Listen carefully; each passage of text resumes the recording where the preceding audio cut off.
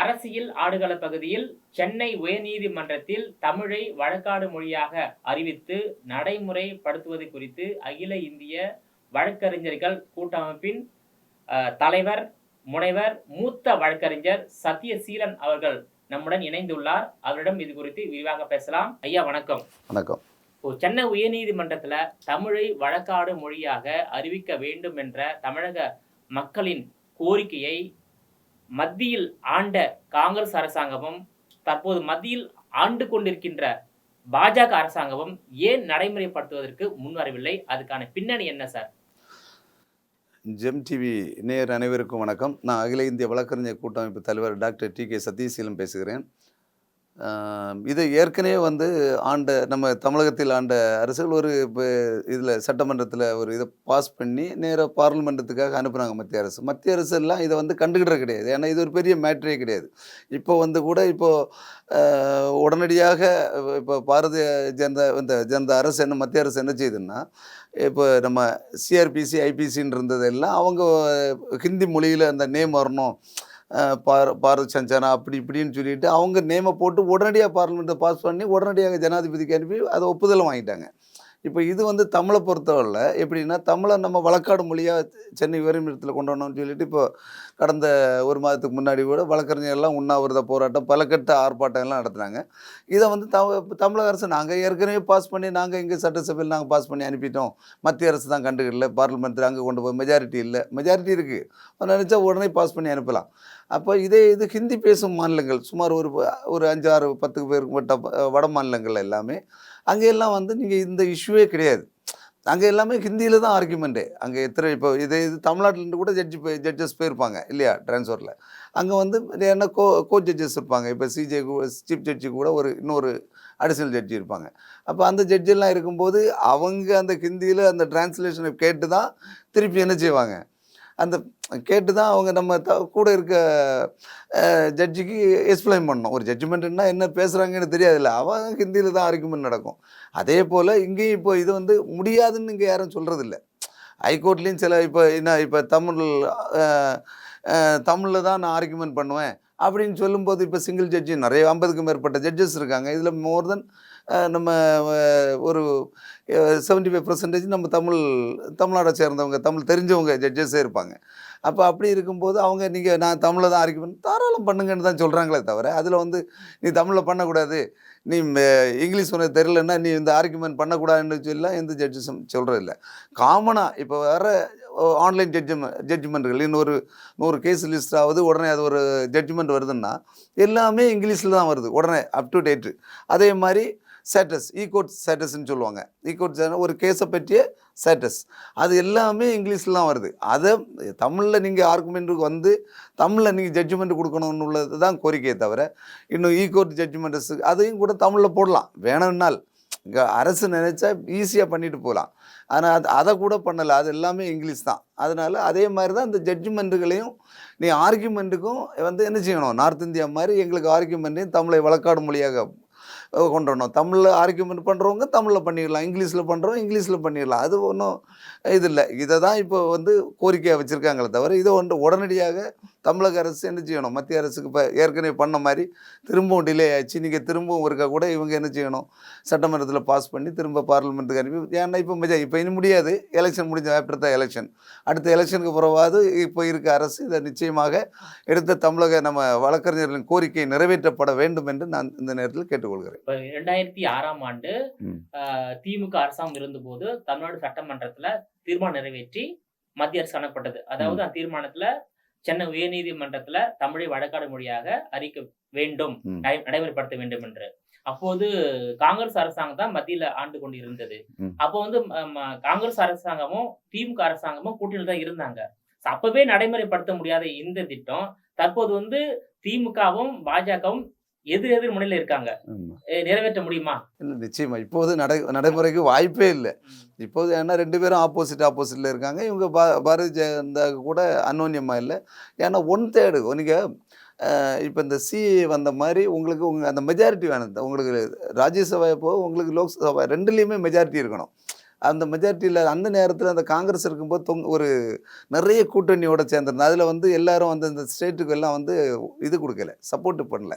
இல்லைன்னா அப்போ பாஸ் ஆகிருக்கும். அதை வந்து அவங்களும் காங்கிரஸ் கவர்மெண்ட்டும் பெருசாக எடுத்துக்கலன்னா நாங்கள் தான் ஹிந்தியில் அப்போ எங்களுக்கு எதுக்கு இந்த சப்போர்ட்டிங் எதுக்குன்னு சொல்லிட்டு மற்ற ஸ்டேட்டில் உள்ள எம்பிஸ் எல்லாம் சப்போர்ட் பண்ணல. அதை கொண்டு வந்தாங்க, கொண்டு போங்க, அது அப்படியே கிடப்பில் ஆகிப்போச்சு. அந்த அரசும் அதுக்கு பிறகு அதோட முடிஞ்சு அடுத்த கவர்மெண்ட் வரும்போது 2006க்கு பிறகு அதுக்கு பிறகு 3 தடவை எம்பி எலெக்ஷன் நடந்து போச்சு. அதுக்கப்புறம் ஏறுகொண்டலை. இப்போ திரும்பவும் அதை வந்து கண்டிப்பாக இந்த கவர்மெண்ட் வரும்போது இவர் சொன்னார், ஸ்டாலின் அவர்கள், தமிழை வழக்காடு மொழியாக நாங்கள் நிச்சயமாக வந்தால் கண்டிப்பாக என்ன செய்து தருவோம், இதை வந்து இம்ப்ளிமெண்ட் பண்ணதுக்கு மத்திய அரசுகிட்ட முறையிட்டு நாங்கள் உடனே பண்ணி தருவோம்னு சொல்லி அவங்க தேர்தல் அறிக்கையிலே வச்சுருந்தாங்க. அதுக்கு முன்னாடியே இந்த சேமல் இதுக்கெல்லாம் போய் எல்லா வழக்கறிஞர்களுக்கும் கோரிக்கை வைக்கும்போது நீங்கள் தமிழை வழக்காடு மொழியும் சுப்ரீம் கோர்ட்டு பிரான்ச்சு அப்படின்னா சுப்ரீம் கோர்ட்டு ஒரு கிளையை வந்து நம்ம சென்னை கொண்டு வரணும்னு சொல்லிட்டு அதுக்கான முழு முயற்சி சவுத் இந்தியாவில் எல்லா அப்பீலுக்கும் நம்ம எங்கே போக வேண்டியிருக்கு, சுப்ரீம் கோர்ட்டை போய் டெல்லிக்கு போனோம். அப்போ அதுக்காக நம்ம இப்போ எப்படி இப்போது தமிழகத்தில் ஒரு மதுரை கிளை பெஞ்சு எப்படி இருக்கோ அதே மாதிரி எங்களுக்கு வந்து சவுத் இந்தியாவுக்கு கேரளா, கர்நாடகா, ஆந்திரா, பாண்டிச்சேரி, நம்ம தெலுங்கானா, நம்ம சென்னை, இதுக்கு எல்லாத்தையும் சேர்த்து எங்களுக்கு ஒரு சுப்ரீம் கோர்ட்டு கிளையை இங்கே கொண்டு வரணும்னு சென்னை ஹைகோர்ட்டுக்குள்ளே, தமிழ்நாட்டில் சென்னை ஹைகோர்ட்டு கேம்பஸுக்குள்ளே இதை கொண்டு வரணும்னு சொல்லிட்டு கோரிக்கை வச்சுருந்து அதை வந்து பரிசீலனைகளுக்கு இந்த வருதுன்னு சொல்கிறாங்களே தவிர அதுவும் காலத்து தான் கடத்திட்டு இருக்காங்க. இந்த கோரிக்கையெல்லாம் நம்ம தமிழ்நாடு கவர்மெண்ட்டு நாங்கள் நிச்சயமாக வழக்கறிஞர்லாம் நாங்கள் எல்லாம் போய் ஒவ்வொரு கோரிக்கைக்கு இப்போ சேமல் நிலையத்துக்கு போவோம். ஒரு வழக்கறிஞர் இறந்தாச்சுன்னா 10 லட்ச ரூபா இப்போ அமெண்ட்மெண்ட் பண்ணியிருக்காங்க. இது போல் இதுகளுக்கெல்லாம் இந்த அரசை வந்து நம்ம போய் பார்க்கும்போது இந்த கோரிக்கைகள் தமிழ் வழக்காடு மொழி இந்த சுப்ரீம் கோர்ட், ஏன்னா எங்களுக்கு தான் கஷ்டம். இங்கேருந்து நீங்கள் அப்பீல் போகிற ஒவ்வொருத்தரும் போயிட்டு 4 நாள் 5 நாள் ரூம் எடுத்து தங்கி அங்கே வந்து அது பெரிய வழக்கறிஞர் செலவு, வழக்காடிகளுக்கும் செலவு, வழக்க தொடுப்பவர்களுக்கும் ஒரு அப்பீல் போகும்போது அவங்களுக்கும் நிறைய செலவு. இங்கே என்ன நார்மலாக இந்த அட்வொகேட்டே பார்த்துடுவாங்க. அங்கே என்ன சுப்ரீம் கோர்ட்டுக்கு போனால் திரும்ப அங்கேயும் ஒரு லாங்குவேஜ் இஷ்யூ. அங்கே ஹிந்திக்காரன் தான் மோர் தென் 90% ஹிந்திக்காரங்க இருப்பாங்க. அப்போ அப்படிப்பட்ட ஒரு இதில் நம்ம தமிழாலும் இருக்காங்க, அது எல்லாம் கொஞ்சம் பேர் தானே இருப்பாங்க. அப்போ அங்கே ஒரு நல்ல ஒரு சீனியர் கவுன்சிலை பார்க்கணும், அதுக்கு நிறைய செலவு பொதுமக்களுக்கு. அதெல்லாம் கருத்தில் கொண்டு தான் சவுத் இந்தியாவுக்கு இந்த சுப்ரீம் கோர்ட்டின் கிளையும் வரணும், இந்த தமிழை வழக்காடு மொழியெல்லாம் நான் எல்லாத்தையும் ரெடி பண்ணுவேன்னு சொல்லி தான் இந்த தமிழக அரசு எலெக்ஷனில் பாஸ் ஆகி வந்தாங்க. ஆனால் இதுவரை எதுவும் செய்த பாடில்லை. அவங்களுக்குள்ள ஃபைட்டே சரியாக போகுதே தவிர இந்த கோரிக்கைகளை வச்சு ஃபைட் பண்ணக்கூடிய இதுவும் இல்லை. அங்கே இருக்க மத்திய அரசு செவி கொடுத்து என்ன செய்ய கேட்கக்கூடிய நிலைமையில் மத்திய அரசும் இல்லை. ஒருவேளை வந்து தமிழ்நாட்டில் சென்னை உயர்நீதிமன்றத்தில் சுப்ரீம் கோர்ட்டோட பிரான்ச் வந்தாலும் அந்த பிரான்ச்லேயும் வந்து தமிழ் வழக்காடு மொழியாக வர வேண்டும், சென்னை உயர்நீதிமன்றத்திலும் தமிழ் வழக்காடு மொழியாக வர வேண்டும் என்றது அவங்க கோரிக்கையா இருக்கு. இப்ப 2006ஆம் ஆண்டு நிறைவேற்றப்பட்ட அந்த தீர்மானம் வந்து போதுமானதா, இதுவே அழுத்தம் கொடுக்கக்கூடிய தீர்மானமா இருக்கின்றதா, இல்ல வேற ஒரு புதிய தீர்மானத்தை, சிறப்பு தீர்மானத்தை மீண்டும் தமிழக சட்டமன்றத்துல நிறைவேற்றி மத்திய அரசுக்கு அனுப்ப வேண்டியுள்ளதா? இல்லை, நிச்சயமாக வந்து அது 2006லாம் ஒரு பாஸ் மோர் தென் ஒரு 15 வருஷம் மேலே ஆச்சு. இல்லை, அதெல்லாம் இப்போது கிடப்பில் அதெல்லாம் முடிஞ்சு போனது. இன்னும் திரும்பவும் தமிழக அரசு சட்டமன்றத்தில் நீங்கள் சொன்ன மாதிரி சிறப்பு தீர்மானத்தை நிறைவேற்றி அப்படி தான் நீங்கள் என்ன செய்யணும், நிறைவேற்றி திரும்ப மத்திய அரசுக்கு அழுத்தம் கொடுத்து அது எங்கள் வழக்கறிஞர் நாங்கள் எல்லாம் ஜுடிஷியரி வந்து நம்ம நீதிபதிகள்கிட்ட எல்லார்ட்டையும் வச்சுருக்கு. அவங்க அதில் எல்லாம் எந்த ஆட்சேபனும் இல்லை. இப்போ சுப்ரீம் கோர்ட்டில் உள்ள கொலிஜியமாக இருக்கட்டும், நம்ம சுப்ரீம் கோர்ட் சீஃப் ஜட்ஜாக இருக்கட்டும், அதுக்கெல்லாம் நம்ம எல்லாருமே நாங்கள் அனுப்புகிறது தான். இதை நீங்கள் உடனடியாக தமிழை வழக்காடு மொழியாக கொண்டு வரணும், நம்ம எல்லாம் சொல்ல தான் முடியும். அவங்களால இதை செய்ய முடியாது. இதை வந்து மத்திய அரசு தான் இதை செய்ய முடியும். பார்லிமெண்ட்டில் இந்த தீர்மானமாக அவங்க மெஜாரிட்டி கொண்டு வந்து இதை வந்து இப்படி இந்த கோரிக்கை வச்சு தமிழக அரசு, அதனால் அதை வந்து இவங்க பாஸ் பண்ணி தான் அதுக்கு பிறகு ஜனாதிபதிக்கு அனுப்ப முடியும். அதுக்கு பிறகு தான் அது சட்ட ஒழுங்காக வந்து தமிழை வழக்காடு மொழியாக இங்கே வந்து என்ன செய்வாங்க, அமெண்ட்மெண்ட் பண்ணுவாங்க. பண்ணின பிறகு தான் இன்றைக்கி ஒரு ஜட்ஜ்மெண்ட்டாக இருந்தாலும் எதுவாக இருந்தாலும் வரும். ஒரு ஜட்ஜ்மெண்ட்டாக இருந்தாலும் நம்ம ஆர்கியூமெண்ட் பண்ணக்கூடிய ஒரு ரைட்ஸ் கிடைக்கும். இப்போ அது கிடைக்காதனால தான் இப்போ வந்து என்ன செய்கிறாங்க, நம்ம இந்த போராட்டம் இருக்குது. இப்போ வந்து நம்ம இப்போ டிவியில் நம்ம 2 பேரும் தமிழ் ஆளானால நம்ம 2 பேரும் தமிழ்லே பேசிகிட்டு இருக்கோம், நீ கேட்குறதுக்கு பதில் சொல்கிறோம். அதே மாதிரி அங்கே ஒரு தமிழ் ஜட்ஜி இருந்தாச்சுன்னா இப்போ அதில் அவங்க ஆட்சேபனை பண்ணுறது இல்லை. தமிழில் நீங்கள் பகுதி நேரம் நீங்கள் தெரிஞ்ச இங்கிலீஷில் பேசிக்கலாம், தமிழில் வந்து அறிப்போம். ஏன்னா இங்கேயும் வந்து நம்ம தமிழ்னு சொல்கிறோம் நம்ம தமிழ்நாட்டில் இல்லையா. தமிழுக்கு எல்லாருமே அரசு பள்ளிக்கூடங்களில் படிங்கன்னு சொல்கிறான். அப்போ படிச்சுட்டு வந்த பிறகு நீ வந்து அவனுக்கு வந்து நாலேஜ் தமிழ் இப்போ அரசு பள்ளிக்கூடங்களில் +2 வரை படிச்சுட்டு நீங்கள் அதுக்கப்புறம் அப்படியே +2 முடிஞ்சோடனே 5 இயர்ஸ் டிகிரி போகும்போது இங்கிலீஷ் நாலேஜ் பெரிய அளவு நாலேஜ் வராது. அதுக்கப்புறம் ப்ராக்டிக்கலாக வந்து அது நாளடைவில் உங்களுக்கு ஆர்குமெண்ட் பண்ணி பண்ணி பண்ணி பண்ணி ஒரு 4 கேஸை ஃபைல் பண்ணி 4 கேஸ் பேசி அதுக்கப்புறம் கொஞ்சம் கொஞ்சமாக டெவலப் ஆகி வரும்போது மோர் தென் 10 இயர்ஸ் மேலே ஆயிரும். அப்போ அதுக்கு முன்னே அவங்க இல்லை அது அந்த நாள் அதுக்காக தான் என்ன சொல்கிறான், நீ அரசுகள் என்ன செய், நீ அரசு பள்ளிக்கூடங்களில் படின்னு சொன்னால் அப்படி படிச்சுட்டு ஒரு 5 இயர்ஸ் முடிஞ்சு லா எழுதி பாஸ் ஆகி வரும்போது ஒரு ஆர்கியூமெண்ட்டும் தமிழில் இருந்ததுன்னா கொஞ்சம் கூட தெளிவாக பண்ணலாம்.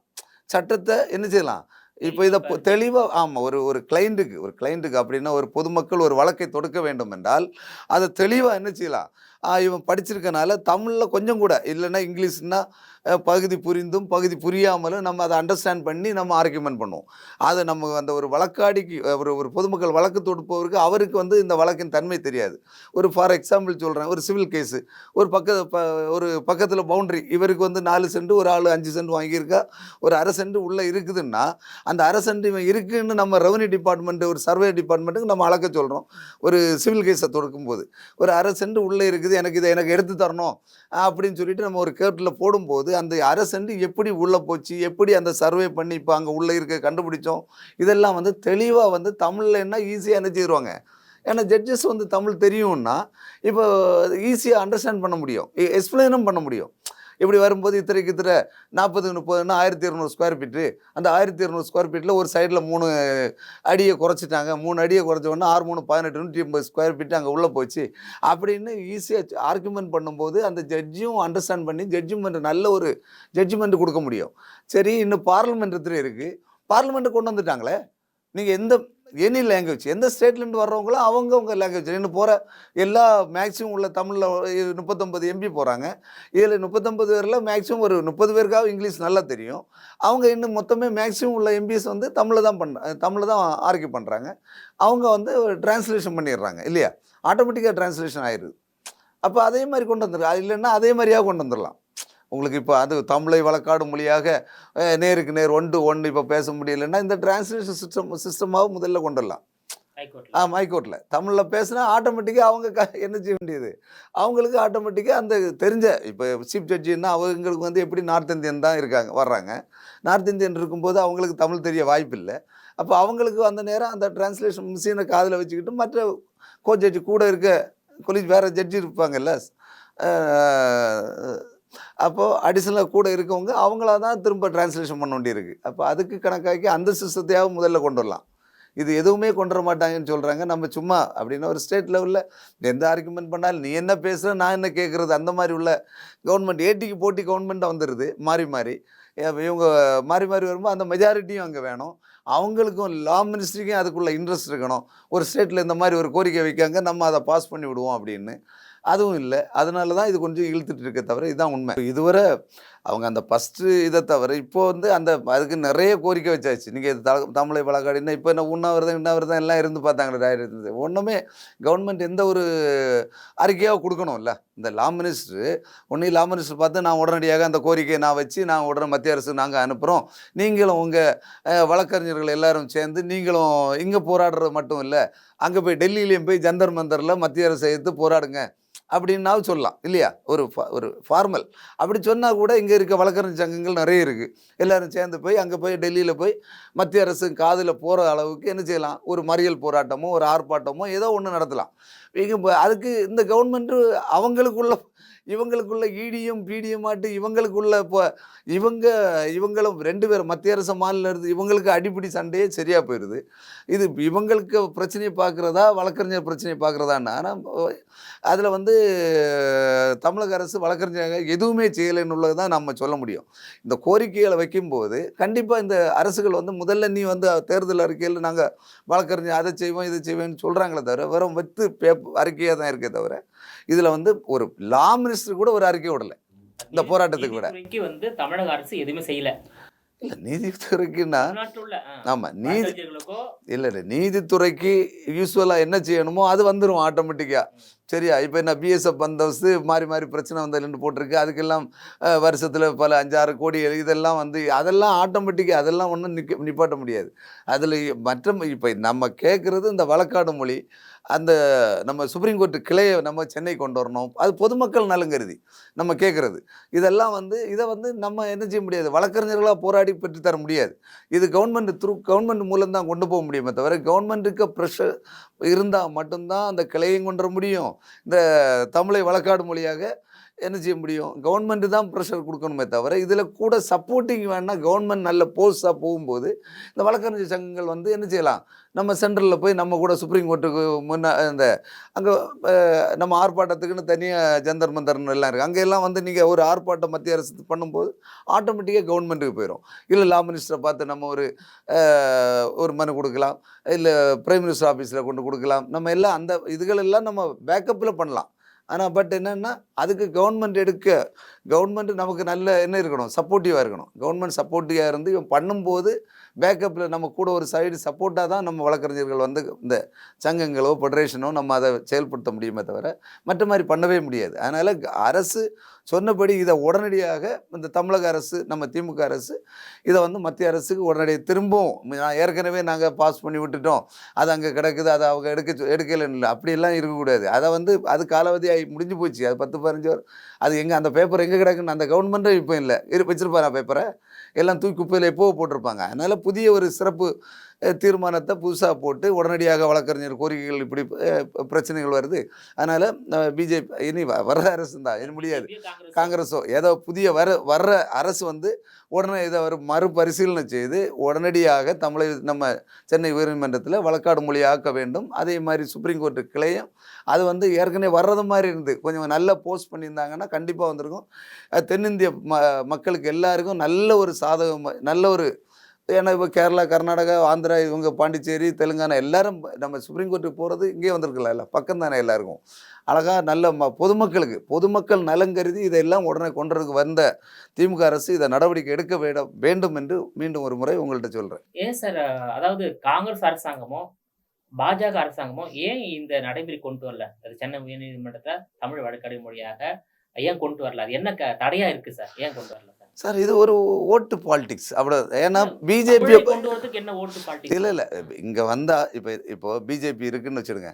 இவங்க சொல்கிறாங்க நாங்கள் ஜிஎஸ்டி நாங்கள் கொடுக்குறோம், நம்ம மக்கள்கிட்ட கலெக்ட் பண்ணி கொடுக்கோம், ஒன்றும் தரலன்னு இந்த திமுக சொல்லுது.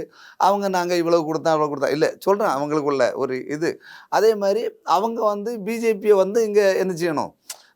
அவங்களுக்குள்ள கட்சியில் உள்ள ஒரு இஷ்யூ தானே தவிர கட்சியை வந்து அதை வந்து அவங்க பிஜேபியை இங்கே உள்ள திமுக ஏற்றுக்கிட மாட்டேங்குது, திராவிட கட்சிகள் ஏற்றுக்கிட மாட்டேங்குது. அப்போது இவன் சொல்கிறத நான் கேட்கணுமா?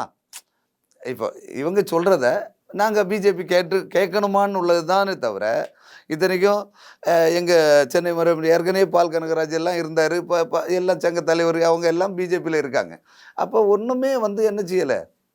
அதனால் ஒன்றும் இல்லை. நம்ம இதை வந்து நீங்கள் கண்டிப்பாக வந்து என்ன செய்து தரணும்? இவங்க நம்ம கவர்மெண்ட்டு இப்போ தமிழ்நாடு கவர்மெண்ட்டுக்கு சொன்னாலும் பிஜேபி என்னன்னா அவன் வந்து காது கொடுத்து கேட்குறதே கிடையாது. ஆமாம், அது கேட்க மாட்டேங்கிறாங்க. என்ன சொன்னாலும் காங்கிரஸும் கூட்டணியில் இருந்தபோது தான் சார் அந்த தீர்மானம் நிறைவேற்றி. ஆமாம் ஆமாம் கூட்டணி கட்சியாக இருந்த போதே இவங்க தயவுல, அதாவது திமுக தயவுல தான் அந்த 2004 இருந்து 9 வரல மத்தியில காங்கிரஸ் அரசாங்கம் வந்து அமைந்தது, ஆட்சி நடந்தது. சோ அப்பவே வந்து காங்கிரஸ் அரசாங்கம் இந்த சென்னை உயர்நீதிமன்றத்துல தமிழ் வழக்காடு மொழியாக கொண்டு வரல. இவங்க வந்து திமுக அரசாங்கம் வந்து சரியான அழுத்தம் கொடுக்கலையா சார் அந்த காலகட்டத்துல மத்திய அரசுக்கு? காங்கிரஸ் அரசுக்கு அதான் நான் சொன்னேன் இல்லை உங்களுக்கு. அந்த நேரமும் அந்த மத்தியில் உள்ளவங்க அவங்க ஒரு நிலைப்பாடுல இருக்காங்க. காங்கிரஸா இருந்தாலும் இதுக்கு வந்து பிரியாரிட்டி இல்ல பிரியாரிட்டி தான் அந்த 2004 இருந்து 9 வரல காங்கிரஸ். ஆமா உண்மை. அமைச்சரவையிலையும் இவங்க மினிஸ்டர்ஸ் இருந்தாங்க. அப்போ அதுதான் சொல்கிறேன், அவங்களுக்கு வந்து இது ஒரு ப்ரியாரிட்டி இல்லை. இப்போது உங்களுக்கு ஒரு வழக்கறிஞர்னா அவங்க ஒரு மேட்ரை சொல்லிடுறேன். இப்போ நார்த் இந்தியாவை பொறுத்தவரை அவங்களுக்கு ஸ்டேட் லாங்குவேஜ் வந்து கொஞ்சம் மோர் தென் 50% நம்ம ஸ்டேட் லாங்குவேஜ் வந்து ஹிந்தி. அவனுக்கு வந்து அவன் இங்கிலீஷை பற்றி எதை பற்றியும் தெரியல. எந்த ஒரு ஹைகோர்ட்டில் ஒரு ஆர்குமெண்ட்டோ, ஒரு டிஸ்ட்ரிக் கோர்ட் ஆர்குமெண்ட்டோ, ஒரு ஜேஎம் கோர்ட்டோ, சப் கோர்ட்டோ அதை பற்றி எல்லாம் அவங்களுக்கு ஒன்றும் இல்லை. அவங்களுக்கு லாங்குவேஜை வச்சு அவங்களுக்கு தெரிஞ்சதை ஹிந்தியிலே நீங்கள் உங்களுக்கு இப்போ இதை மாதிரி நீங்கள் இங்கே மாதிரி ஒரு பிளைண்ட் இப்போ எல்லாமே நம்ம இங்கிலீஷ்லேயே ரெடி பண்ணி அதெல்லாம் அவங்க நார்த் இந்தியாவில் கிடையவே கிடையாது. அவங்க லாங்குவேஜ் அவனுக்கு என்ன தெரியுமோ ஹிந்தின்னா ஹிந்தியிலே பிளைண்ட் இப்போ ரெடி பண்ணி ஒரு ஆர்குமெண்ட்டுக்கு எல்லாமே அவங்க ஹிந்தியிலே ரெடி பண்ணி வச்சுருவோம். அங்கே வந்து நீங்கள் எல்லாம் இங்கிலீஷ்லேயே ரெடி பண்ணி டிராஃப்ட் எல்லாமே ரெடி பண்ணி ஃபைலிங் பண்ணி ஜட்ஜ்மெண்ட்டும் இது அதெல்லாம் கிடையவே கிடையாது. அதனால் அதை பற்றி ஒன்றும் இல்லை. அது வந்து அந்தந்த ஸ்டேட்டில் உள்ளவங்க அவன் என்கரேஜ் பண்ணி விட்றாங்க. அதுலேயும் இப்போ வந்து பார்த்தாச்சுன்னா அவங்க பிஜேபி மெஜாரிட்டி அவங்க வந்து தமிழ் அவங்களுக்கு ஒரு மேட்ரா என்ன, தமிழ்நாட்டிலேருந்து அவனுக்கு ஒன்றுமே இல்லை பிஜேபிக்கு. அவனுக்கு தமிழ்நாட்டில் ஒரு 50 சீட்டு கிடச்சி நம்ம இன்னும் அடுத்த எலெக்ஷனில் நம்ம சிஎம் கேண்டிடேட் வந்துடுவாங்க, நமக்கு இத்தனை எம்பி கிடைக்கும், இத்தனை கிடைக்க மாதிரி இருந்தால் தான் நமக்கு தமிழுக்கு என்ன செய்வான் இந்த பிஜேபியை பொறுத்தவரை சப்போர்ட்டு. அது இல்லாத பட்சத்தில் ஒன்றுமே இல்லை. இப்போ இங்கே நம்ம ஒரு ஸ்டேட்டு நம்ம இதுவும் பாண்டிச்சேரி மட்டும்தான் தமிழை பற்றி யோசிக்கணும். கேரளாக்காரன் தமிழ்னா பாண்டிக்காரன் வர்றான் அவருக்கு எனக்கு என்னன்னு சொல்லுவான் இல்லையா.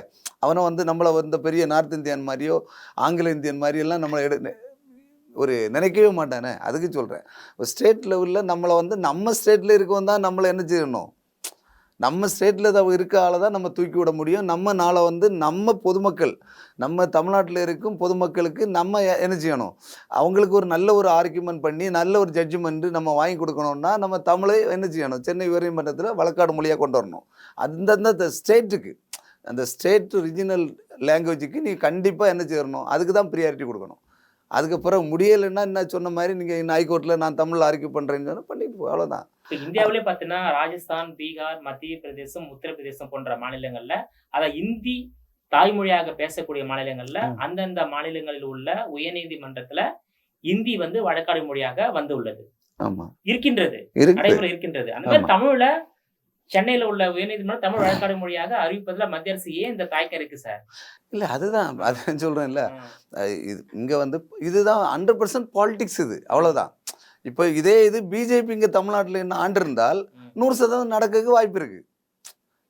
மத்தியிலையும் பிஜேபி மெஜாரிட்டியில் இருக்கணும். அவங்களுக்கு மைனாரிட்டியாக இருக்கக்கூடாது. மெஜாரிட்டியில் இருந்து இங்கேயும் இருந்தால் நிச்சயமாக என்ன செய்வாங்க, இப்போ நிச்சயமாக என்ன செய்வாங்க, செயல்படுத்தியிருப்பாங்க.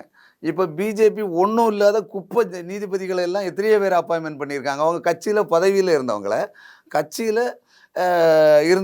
ஒரு அப்படின்னா நான் என்ன சொல்கிறேன், ஒரு ப்ராக்டிஸிங் 10 இயர்ஸ் ப்ராக்டிஸிங்னு சொல்கிறாங்களே தவிர அவங்க எல்லாம் கட்சிக்கு அப்பாற்பட்டு வேறு எதுவுமே இல்லை. பெரிய ஆர்கியூமெண்ட்டோ சீனியர் கவுன்சிலாக இங்கே ஆர்கியூ பண்ணி ஒரு 100 ஜட்ஜ்மெண்ட் வாங்கினவங்களோ அதெல்லாம் கிடையவே கிடையாது. ஒன்லி நம்ம பார்ட்டி போடு கொலிஜியத்துக்கு அப்ளை இது பண்ணுறாங்க. ஒரு நீதிபதி ஒரு எப்படி தேர்ந்தெடுக்கணும்னா அதுக்கெல்லாம் ஒரு விதிமுறைகள் இருக்குது. அதில் எல்லாம் பிஜேபி நாளை வந்து நம்ம ஆட்சிக்கு வந்தால் நமக்கு சப்போர்ட்டான நீதிபதிகள் ஹைகோர்ட்டில் இருக்கணும்னு உள்ளதுக்காக அவங்க கட்சியை சார்ந்த எந்த ஒரு எக்ஸ்பீரியன்ஸும் இல்லாத நீதிபதிகளை எல்லாம் என்ன செய்கிறாங்க, அப்பாயின்மெண்ட் பண்ணிடுறாங்க. ஆமாம், அவங்களுக்கு வேண்டியவங்களை, அவங்க கட்சியில் இருக்கவங்களை, பிஜேபி கட்சியில் இருப்பாங்கல்ல வழக்கறிஞர்கள், அவங்க எல்லாம் வந்து நல்ல ஒரு இப்போ எவ்வளோ சீனியர்கள் 25 வருஷம் 40 வருஷம் 50 வருஷம் சிவில் சீனியர் லாயர், அதே மாதிரி கிரிமினல் லாயர், இவங்களெல்லாம் விட்டுட்டு கட்சிக்கு ப்ரியாரிட்டி கொடுத்து நாளை வந்து நம்ம ஆட்சி வரும்போது நமக்கு நல்ல ஜட்ஜ்மெண்ட்டுகள் கிடைக்கணும், நமக்கு எகென்ஸ்டாக அந்த மாதிரிப்பட்ட இதுகள்லாம் இருக்குது. இதெல்லாம் வந்து தவிர்க்கப்பட வேண்டும். அதே போல் இன்னொரு கருத்து, இப்போ எல்லாம் இந்த ஃப்ரெஷ்ஷாக வந்து இப்போ இந்த மேஜிஸ்ட்ரேட் இந்த ஜட்ஜஸ் எக்ஸாம் எல்லாம் நடக்குது, சிவில் ஜட்ஜஸ், இதெல்லாம் வந்து இது கூட அவாய்ட் பண்ணலாம். என்னை பொறுத்தவரை நான் ஒரு அகில இந்திய வழக்கறிஞர் கூட்டம் தலைவராக சொல்கிறது, ஒரு ஃப்ரெஷ்ஷாக படிச்சுட்டு வந்தோன்னா அவங்களே டைரெக்டாக நீதிபதி எக்ஸாம் எழுதி அவங்களே வந்து நம்ம நீதிபதி சிவில் நம்ம ஜட்ஜஸ் எக்ஸாம் எழுதி வராங்க. இவங்க எல்லாம் வந்து ஒரு மோர் தென் அவங்களுக்கும் ஒரு 5 இயர்ஸ் ப்ராக்டிஸ் பண்ணாத எந்த எக்ஸாம் எழுதக்கூடாதுன்னு ஒரு நெறிமுறைகளை கொண்டு வர வேண்டும் என்று அகில இந்திய வழக்கறிஞர் கூட்டம் சார்பாக கேட்டுக்கொள்கிறோம். ஏன்னா அட்வொகேட் முடிச்சு ஒரு 5 வருஷமாக ப்ராக்டிஸ் பண்ண பிறகு நீ எக்ஸாம் கண்டஸ்ட் பண்ணி அதில் நீங்கள் மெரிட்டில் வந்து நீங்கள் யூபிஎஸ்சியை வச்சோ யாரோ டிஎன்பிஎஸ்சியை வச்சு நீங்கள் எக்ஸாம் வச்சு அதில் பாஸ் பண்ணி வரவங்கள நீதிபதி ஆக்குறதுல தப்பில்லை. டைரெக்டாக 5 இயர்ஸ் கோர்ஸ் முடித்தவங்க 3 இயர்ஸ் கோர்ஸ் முடிச்சுட்டு வந்தோடனே அவங்க ஜட்ஜஸ் எக்ஸாம் எழுதி இவங்க சரி நாலேஜ் இருக்கலாம், ஆனால் லா ப்ராக்டிஸிங் கிடையாதுல்ல. ஒரு 100 கேஸை ஹேண்டில் பண்ணி அந்த கேஸுக்கு நல்ல ஆர்கியூமெண்ட் பண்ணி இல்லை டிராஃப்ட் போட்டு நல்ல ஆர்கியூமெண்ட் பண்ணி அதுக்கப்புறம் அதில் ஒரு 10 ஜட்ஜ்மெண்ட்டை வாங்கி அதுக்கப்புறம் நீங்கள் நீதிபதி ஆகணும். அது ஒரு பப்ளிக் சர்வீஸில் எந்த இதுவும் இருக்காது. நேராக படித்து முடித்தோடனே நாங்களும் எழுதிடுறாங்க, ரெக்கமெண்டில் வராங்களா, எப்படி வர்றாங்க, எப்படி போடுறாங்கன்னு தெரியாது. ஆனால் அவங்க வந்து திரும்ப அவங்களுக்கு ஒரு ட்ரைனிங் கொடுக்காங்க. அந்த ட்ரைனிங் எல்லாம் பத்தாது. 3 மாதம் 6 மாதம் ட்ரைனிங் கொடுத்தாச்சுன்னா நீங்கள் ஜட்ஜ்மெண்ட் எல்லாம் சிவில் கேஸ் எல்லாம் ஜட்ஜ்மெண்ட் சொல்லிட முடியுமா? இல்லை கிரிமினல் கேஸ் ஜட்ஜ்மெண்ட் சொல்லிட முடியுமா? அதெல்லாம் நடக்காது. அந்த மாதிரிப்பட்ட இதுகள்லாம் தவிர்க்கப்பட வேண்டும். நீதித்துறையை வந்து நிறைய வந்து என்ன செய்யணும், நீதித்துறை கொலிஜியம்னு ஒரு இது வச்சுருக்காங்க. 100% சீர்திருத்தம் பண்ணணும். இந்த பார்ட்டி மூலம் கட்சி ரீதியாக எந்த கட்சி மத்தியில் ஆளுதோ அவனும் ஸ்டேட்டில் இருக்க ஆளுற கட்சியும் 2 பேர் ரெக்கமெண்ட் பண்ணி கொலிஜியத்துக்கு அனுப்பி விட்டுறாங்க.